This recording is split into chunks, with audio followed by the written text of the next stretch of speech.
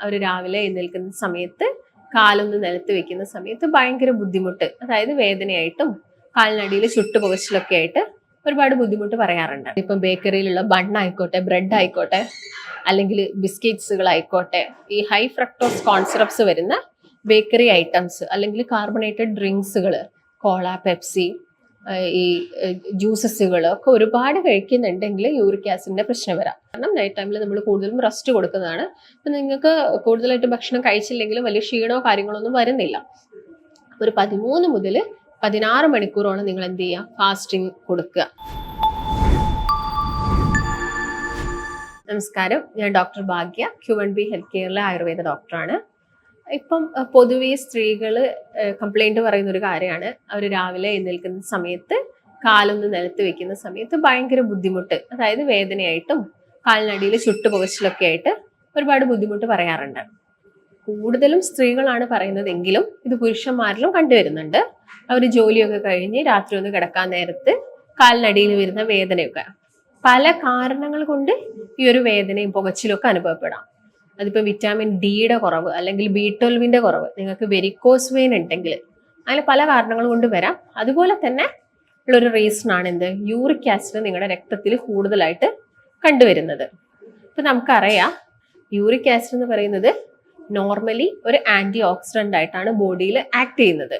അതായത് anti oxidants എന്ന് പറയുമ്പോൾ നമ്മുടെ ശരീരത്തിലുള്ള ഫ്രീ റാഡിക്കൽസിനൊക്കെ കുറച്ചുകൊണ്ട് വരിക, അതായത് പുറത്തുനിന്നൊക്കെ വരുന്ന കെമിക്കൽസിനൊക്കെ കുറച്ചുകൊണ്ട് വരിക, ക്യാൻസർ പോലുള്ള അസുഖങ്ങൾ കുറയ്ക്കുക, അല്ലെങ്കിൽ നമ്മുടെ ജീവിതശൈലി രോഗങ്ങൾ, ഫാറ്റി ലിവർ, ഡയബറ്റീസ് പോലുള്ള അസുഖങ്ങളൊക്കെ കുറയ്ക്കാൻ വേണ്ടിയിട്ടാണ് ഈ ആന്റി ഓക്സിഡന്റ് നമ്മുടെ ബോഡിയിലോട്ട് എടുക്കുന്നത്. അപ്പം നോർമൽ റേഞ്ച് കിടക്കുമ്പോൾ ഇതൊരു ആന്റി ഓക്സിഡന്റ് ആണ്. അപ്പം നമുക്കുണ്ടാകുന്ന സംശയമാണ് എപ്പോഴാണ് ഇതൊരു വില്ലൻ ആവുന്നത്. ആ ഒരു നോർമൽ റേഞ്ച് കഴിയുന്ന സമയത്താണ്.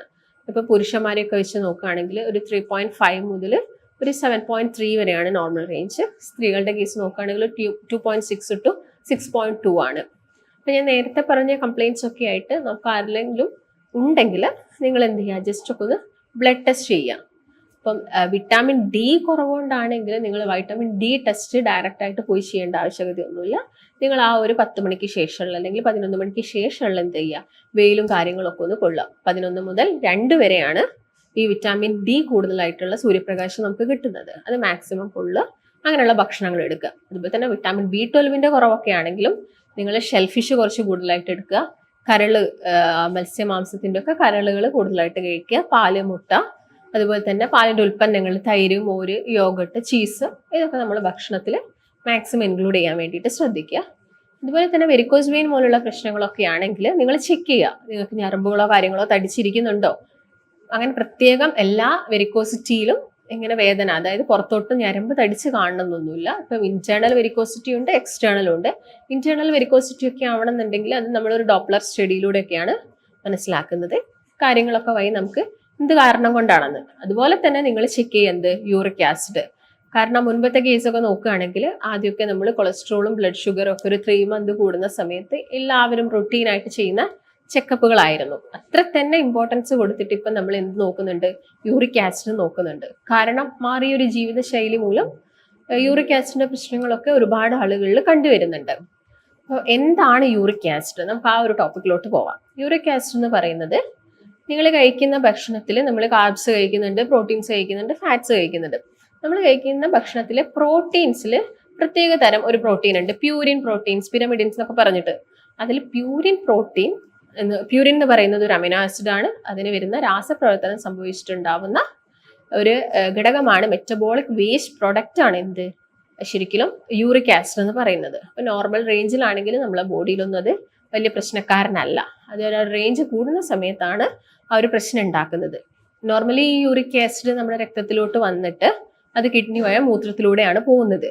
എന്നാലിപ്പം കിഡ്നിക്കൊക്കെ എന്തെങ്കിലും അസുഖമുള്ള ആളുകളാണെങ്കിൽ ഒരു പക്ഷേ അത് ചിലപ്പം രക്തത്തിലൊക്കെ കൂടുതലായിട്ട് ഉയർന്നു നിൽക്കാം. ആ ഒരു കണ്ടീഷനെയാണ് നമ്മൾ ഹൈപ്പർ യൂറിസീമിയ എന്നൊക്കെ പറയുന്നത്. അപ്പം അതുപോലെ തന്നെ യൂറിക് ആസിഡ് നിങ്ങൾ ശ്രദ്ധിച്ചില്ലെങ്കിൽ വരാൻ പോകുന്ന കുറച്ച് കോംപ്ലിക്കേഷൻസ് എന്നൊക്കെ പറയുന്നത് എന്താണ്, ചിലപ്പോൾ അത് നമ്മുടെ ജോയിൻസിൽ വന്ന് അടിഞ്ഞുകൂടാം. അതുപോലെ തന്നെ നമ്മുടെ കിഡ്നിയിൽ വന്നിട്ട് സ്റ്റോൺ രൂപത്തിൽ യൂറിക് ആസിഡ് സ്റ്റോൺസ് അല്ലെങ്കിൽ ക്രിസ്റ്റൽസ് ആയിട്ട് നമ്മുടെ കിഡ്നിയിലൊക്കെ വന്ന് അടിഞ്ഞുകൂടാം, അല്ലെങ്കിൽ ജോയിൻസിലൊക്കെ വന്ന് അടിഞ്ഞുകൂടാം.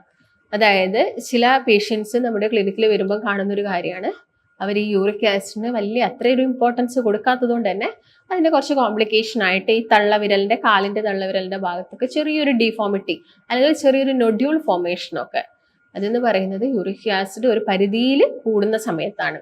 ചില ആളുകളിൽ ഇതിങ്ങനെ രക്തത്തിൽ കൂടി നിൽക്കും, ജോയിൻസിനും കിഡ്നീസിലും ഒന്നും വലിയ പ്രശ്നങ്ങളൊന്നും ഉണ്ടാക്കുന്നില്ല. പക്ഷെ ഇങ്ങനെ രക്തത്തിൽ കൂടി നിൽക്കുന്ന സമയത്ത് അവരിൽ പിന്നീട് അമിതവണ്ണവും അതുപോലെ തന്നെ ഇൻസുലിൻ റെസിസ്റ്റൻസും അതായത് ഡയബറ്റീസ് ഒക്കെ ഉണ്ടാക്കാനുള്ള കാരണമാവുന്നുണ്ട്.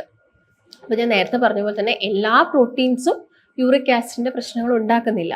പ്യൂരിൻ അടങ്ങിയിട്ടുള്ള പ്രോട്ടീൻസ്, അല്ലെങ്കിൽ നമുക്ക് വേണ്ടത് ഒരു 30 to 40% പ്രോട്ടീൻസ് ആണ് ഒരു ദിവസം വേണ്ടത്. അതിലും കൂടുതലായിട്ട് നിങ്ങൾ പ്രോട്ടീൻസ് ഒക്കെ കഴിക്കുന്ന സമയത്താണ് ഇത് കൂടുതലായിട്ട് നമ്മുടെ ജോയിൻസിലൊക്കെ പോയിട്ട് എന്ത് ചെയ്യുന്നത്, ഡെപ്പോസിറ്റ് ചെയ്യുന്നത്. അപ്പൊ നമുക്ക് നോക്കാം എന്ത് കാരണമാണെന്ന്. കാരണത്തിന്റെ കേസ് നോക്കുന്ന സമയത്ത് ആദ്യം തന്നെ ഭക്ഷണം തന്നെയാണ്. ഭക്ഷണത്തിൽ കൂടുതലായിട്ട് എടുക്കുന്ന റെഡ് മീറ്റ്സ്, അതായത് ബീഫ്, പോർക്ക്, മട്ടൺ, ഇതൊക്കെ നിങ്ങളൊരു പരിധിയിൽ കൂടുതലായിട്ട് കഴിക്കുന്ന സമയത്ത് വരാം. അതുപോലെ തന്നെ കരളുകൾ, ഇതിൻ്റെയൊക്കെ ലിവർ നിങ്ങൾ കൂടുതലായിട്ട് കഴിക്കുന്ന, ബീഫ്, പോർക്ക്, മട്ടൻ്റെ ഒക്കെ ലിവേഴ്സ് കൂടുതലായിട്ട് എടുക്കുക. അതുപോലെ തന്നെ ഷെൽ ഫിഷ് കൂടുതലായിട്ട് കഴിക്കുക, അതായത് കക്ക, ഞണ്ട്, ചെമ്മീൻ. ഈ കടൽ പ്രദേശത്തൊക്കെ താമസിക്കുന്ന ആളുകളാണെങ്കിൽ അവർക്ക് ഇതൊക്കെ ഒരുപാട് അവൈലബിൾ ആയിരിക്കും. പക്ഷെ അവരിതൊരു പരിധിയിൽ കൂടുതൽ കഴിക്കുന്ന സമയത്ത് അവർക്ക് യൂറിക് ആസിഡിന്റെ പ്രശ്നങ്ങൾ കണ്ടാം. അതുപോലെ തന്നെ ഭക്ഷണത്തിന്റെ കേസ് നോക്കുന്ന സമയത്ത് ഈസ്റ്റ് അടങ്ങിയിട്ടുള്ള, അതായത് ഇപ്പം പ്രവാസികളൊക്കെ വളരെ കോമൺ ആയിട്ട് പറയുന്ന ഒരു കംപ്ലൈന്റ് ആണ് എന്ത്, യൂറിക് ആസിഡ് കൂടുതലായിട്ടുള്ളത്. കാരണം അവരുടെ ഡയറ്റിൽ ഈ കുബൂസ് ഒക്കെ അവർ ഒരുപാട് കഴിക്കുന്നുണ്ട്. ഇത് എന്ത് ചെയ്യും, നമ്മുടെ ശരീരത്തിൽ യൂറിക് ആസിഡ് കൂട്ടാനുള്ളൊരു റീസൺ ആവും. അതായത് ഇപ്പം ബേക്കറിയിലുള്ള ബണ്ണായിക്കോട്ടെ, ബ്രെഡ് ആയിക്കോട്ടെ, അല്ലെങ്കിൽ ബിസ്ക്കറ്റ്സുകളായിക്കോട്ടെ, ഈ ഹൈ ഫ്രക്ടോസ് കോൺസിറപ്സ് വരുന്ന ബേക്കറി ഐറ്റംസ്, അല്ലെങ്കിൽ കാർബണേറ്റഡ് ഡ്രിങ്ക്സുകൾ, കോള, പെപ്സി, ഈ ജ്യൂസസുകൾ ഒക്കെ ഒരുപാട് കഴിക്കുന്നുണ്ടെങ്കിൽ യൂറിക് ആസിഡിന്റെ പ്രശ്നം വരാം. അതുപോലെ നിങ്ങൾ ഫൈബർ കുറഞ്ഞ ഭക്ഷണം കഴിക്കുകയാണെങ്കിൽ ഈ ടോക്സിൻസ് ഒന്നും നമ്മുടെ ബോഡിയിൽ നിന്ന് എന്താവില്ല, കംപ്ലീറ്റ് ആയിട്ട് പുറത്തോട്ട് പോവില്ല. അപ്പം കൂടുതൽ ഫൈബേഴ്സ് കഴിക്കുകയാണെങ്കിൽ നിങ്ങളെ മോഷനൊക്കെ പ്രോപ്പർ ആവുകയും ചെയ്യും. അതുപോലെ തന്നെ നമ്മുടെ ലിവറിലൊക്കെ ആണെങ്കിൽ ടോക്സിൻസിനെ നമുക്ക് റിമൂവ് ചെയ്യാനും ഈസി ആയിരിക്കും. അതുപോലെ തന്നെ കുറച്ച് ഒബീസ് ആയിട്ടുള്ള ആളുകൾ, അമിതവണ്ണമുള്ള ആളുകൾ, വ്യായാമക്കുറവുള്ള ആളുകളിലൊക്കെ യൂറിക് ആസിഡ് കൂടുതലായിട്ട് കണ്ടുവരാറുണ്ട്. അതുപോലെ തന്നെ ഇപ്പം ഈ ക്യാൻസർ പേഷ്യൻസിൽ അവർ കീമോതെറാപ്പി എടുക്കുന്നുണ്ടെങ്കിൽ സെല്ലിൻ്റെ ബ്രേക്ക് ഡൗൺ കാരണം അവിടെയും യൂറിക് ആസിഡ്, ഈ പ്രോട്ടീൻസ് കൂടുതലായിട്ട് ബോഡിയിൽ കണ്ടുവരാറുണ്ട്. പിന്നെ ഉള്ളൊരു കേസസ് എന്ന് പറയുന്നത് ആൽക്കഹോൾ കൺസംഷൻ കൂടുതലാകുന്ന സമയത്ത്, പ്രത്യേകം പറയുകയാണെങ്കിൽ നിങ്ങൾ ബിയർ കൂടുതലായിട്ട് കുടിക്കുന്ന ആളുകളൊക്കെ ആണെങ്കിൽ ഈ യൂറിക് ആസിഡിന്റെ പ്രശ്നംസ് വരാം. അതുപോലെ തന്നെ നിങ്ങൾ എന്തെങ്കിലും മെഡിക്കേഷൻസ് എടുക്കുക, ഡയൂററ്റിക്സ് പോലെയുള്ള മെഡിക്കേഷൻസ് കഴിക്കുന്നുണ്ടെങ്കിൽ, അല്ലെങ്കിൽ എന്തെങ്കിലും നമ്മുടെ ബോഡിയിലുള്ളൊരു ഹോർമോണൽ ഇംബാലൻസ്, ഫോർ എക്സാമ്പിൾ നമുക്ക് തൈറോയ്ഡ് പറയാം, തൈറോയ്ഡ് പോലെയുള്ള അസുഖങ്ങളൊക്കെ ഉള്ള ആളുകളിൽ യൂറിക് ആസിഡിന്റെ പ്രശ്നങ്ങൾ കണ്ടുവരാറുണ്ട്. ഇതൊക്കെയാണ് മെയിൻ കോസസ്. അപ്പം നമുക്ക് എന്തൊക്കെ മാറ്റങ്ങളാണ് വരുത്തേണ്ടത്? ഞാൻ നേരത്തെ ഓൾറെഡി പറഞ്ഞു, നിങ്ങൾ ബ്ലഡ് ടെസ്റ്റ് ചെയ്യുകയാണെങ്കിൽ നിങ്ങൾക്ക് ഇത് മനസ്സിലാക്കാൻ സാധിക്കും. പിന്നീട് ജോയിൻസിൽ വരുന്ന ഡിഫോമിറ്റിയും കാര്യങ്ങളൊക്കെ ആണെങ്കിൽ നമുക്ക് ചിലപ്പോൾ MRI, എക്സ്റേ അങ്ങനെയൊക്കെ എടുത്ത് നോക്കേണ്ടി വരും, ക്രിസ്റ്റൽസ് എത്രത്തോളം ഉണ്ടെന്ന് മനസ്സിലാക്കാൻ വേണ്ടിയിട്ട്. അതിൻ്റെ കൂടെ തന്നെ നിങ്ങൾ നിർബന്ധമായിട്ടും ചെയ്തിരിക്കേണ്ട കുറച്ച് ടെസ്റ്റുകൾ, ഒന്ന് ലിപ്പിഡ് പ്രൊഫൈലാണ്, ഒന്ന് കിഡ്നി ഫംഗ്ഷൻ ടെസ്റ്റാണ്, മറ്റൊന്ന് ലിവർ ഫംഗ്ഷൻ ടെസ്റ്റാണ്. കാരണം ഇതെല്ലാം ഇന്റർ കണക്റ്റഡ് ആണ്. ഞാൻ നേരത്തെ പറഞ്ഞല്ലോ, യൂറിക് ആസിഡ് എന്ന് പറയുന്നത് ഒരു ആന്റി ഓക്സിഡന്റ് ആണ്, പക്ഷെ ഒരു പരിധി കൂടുന്ന സമയത്ത് അതൊരു ടോക്സിൻസ് ആയിട്ട് നമ്മുടെ ബോഡിയിൽ മാറുന്നത്. അപ്പം ചിലപ്പം അത് കിഡ്നിയിൽ വന്ന് എന്താവാം, ഡെപ്പോസിറ്റ് ആവാം. അപ്പം ക്രിയാറ്റിനിൽ ചേഞ്ചസ് വരാം. അതുപോലെ തന്നെ നമ്മുടെ ലിവറിൽ വന്ന് കിടക്കാം, അവിടെ നമ്മുടെ ലിവർ എൻസൈംസിലും മാറ്റങ്ങൾ വരാം. അപ്പം തന്നെ നിങ്ങൾ ലിപ്പിഡ് പ്രൊഫൈലും ചെക്ക് ചെയ്യുക, കൊളസ്ട്രോളിലും വേരിയേഷൻസ് ഒക്കെ ഉണ്ടാവാം. കാരണം ഇത് നമ്മുടെ രക്തത്തിൽ വന്ന് കിടക്കുന്ന സമയത്ത് ഒരു ബ്ലോക്ക് ആയിട്ടാണ് മാറുക. ചില ആളുകളിൽ ഇപ്പം മെയിൽസിന്റെ കേസ് നോക്കുകയാണെങ്കിൽ അവർക്ക് വരുന്ന സെക്ഷൽ പ്രോബ്ലംസ് ഒക്കെ മേ ബി ഈ യൂറിക് ആസിഡിന്റെ പ്രശ്നങ്ങളും ഉണ്ടായിരിക്കാം. അപ്പോൾ നമുക്ക് ഇതെങ്ങനെ കൺട്രോൾ ചെയ്യാം? ആദ്യം തന്നെ ഭക്ഷണമാണ്. ഞാൻ നേരത്തെ പറഞ്ഞു, മെയിനായിട്ടും യൂറിക് ആസിഡ് കൂട്ടുന്ന ഭക്ഷണത്തിൽ വരുന്നത് റെഡ് മീറ്റ്സ്, അതിൻ്റെ ലിവർ, അതുപോലെ തന്നെ ഈസ്റ്റ് അടങ്ങിയ ഭക്ഷണങ്ങൾ, പിന്നെ ചില പച്ചക്കറികൾ, ക്യാബേജ്, കോളിഫ്ലവർ, അതുപോലെ തന്നെ വഴുതനങ്ങയൊക്കെ ചില ആളുകളിൽ യൂറിക് ആസിഡിന്റെ പ്രശ്നങ്ങൾ ഉണ്ടാക്കുന്നുണ്ട്. ഇതൊക്കെ നിങ്ങൾ മാക്സിമം നിങ്ങളുടെ ഡയറ്റിൽ നിന്ന് കുറച്ചുകൊണ്ട് വരാൻ വേണ്ടിയിട്ട്, കംപ്ലീറ്റ് ആയിട്ട് ഒഴിവാക്കണം എന്ന് പറയുന്നില്ല, കുറച്ചുകൊണ്ട് വരിക. അതിൻ്റെ കൂടെ തന്നെ നിങ്ങൾ കുറച്ച് നല്ല ഭക്ഷണങ്ങൾ എന്ത് ചെയ്യണം, ആഡ് ചെയ്യുകയും വേണം. നല്ലതെന്ന് പറയുമ്പോൾ ഇങ്ങനെ യൂറിക് ആസിഡ് ഉള്ള പേഷ്യൻസിന് കംപ്ലീറ്റ് ആയിട്ട് നോൺ വെജ് ഒഴിവാക്കണ്ട. അവർക്ക് കഴിക്കാൻ പറ്റുന്നതാണ് ചിക്കൻ അവർക്ക് അവരുടെ ഡയറ്റിൽ ഇൻക്ലൂഡ് ചെയ്യാം. അതും വീക്കിലി ഒരു 2 or 3 ടൈംസ് മാത്രം മതി. അതുപോലെ തന്നെ നല്ല കൊഴുപ്പായ മുട്ട അവർക്ക് ആഡ് ചെയ്യാം. പാലാണെങ്കിൽ സ്കിംഡ് മിൽക്ക് കുറച്ചും കൂടി നല്ലതാണ്, അത് കഴിക്കാവുന്നതാണ്. അതുപോലെ തന്നെ omega-3 ഫാറ്റി ആസിഡ്സ് കിട്ടണമെങ്കിൽ നമ്മൾ ചെറിയ മത്സ്യങ്ങൾ കഴിക്കണം. പക്ഷേ യൂറിക് ആസിഡ് ഉള്ള പേഷ്യൻസിന് മത്തി അയലൊക്കെ നമ്മൾ അവോയ്ഡ് ചെയ്യാൻ പറയും. കാരണം കറുത്ത മാംസം വരുന്ന മാംസം വരുന്ന മത്സ്യങ്ങളൊക്കെ യൂറിക് ആസിഡ് കൂട്ടും. അപ്പോൾ അതിന് പകരമായിട്ട് നിങ്ങൾ വാൾനട്ടോ അല്ലെങ്കിൽ ബദാമോ എടുക്കുക നിങ്ങളുടെ ഭക്ഷണത്തിൽ.